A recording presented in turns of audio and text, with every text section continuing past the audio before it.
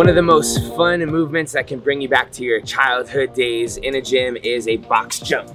Everybody likes jumping up and down on things, and there are a lot of reasons why you would do box jumps. Primarily, it's going to be working your explosiveness, your ability to carry your body through space as high as you can. You're also going to have pretty good mobility when you land on a box, especially if it's higher, to get into that squat tucked position. Being able to increase your explosiveness by doing box jumps is going to carry over into your Olympic lifts. Very similar movement pattern when you're trying to elevate a barbell off the ground as when you are doing a box jump. So that's actually a great exercise that you can use to warm up for your Olympic lifting, whether you're doing a clean or a snatch.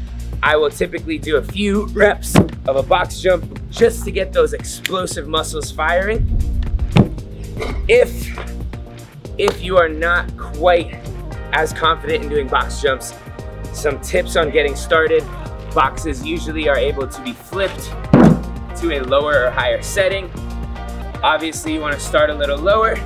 If you need to start by doing step ups, that's a great way just to get yourself used to getting up on top of the box. And as you start to get more confident, you can have somebody assist you, hold your hand.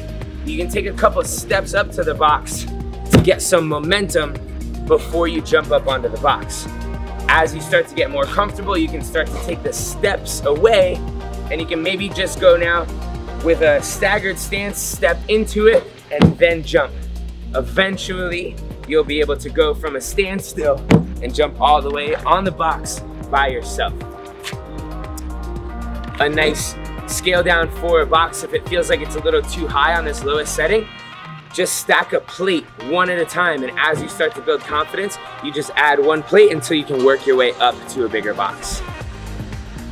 Box jumps are used in competitions often, and when we're doing them for time, you'll often see athletes doing rebounding box jumps, which means after you've come to full extension on top of the box, you jump down, you're gonna basically bounce back from the ground on top of the box as quickly as you can.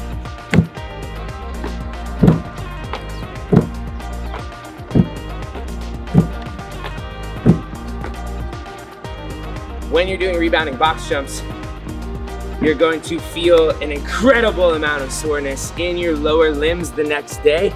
Typically your calves, your shins, and your feet are gonna be very, very sore. Mark Pro is probably one of the best and easiest ways to recover from that.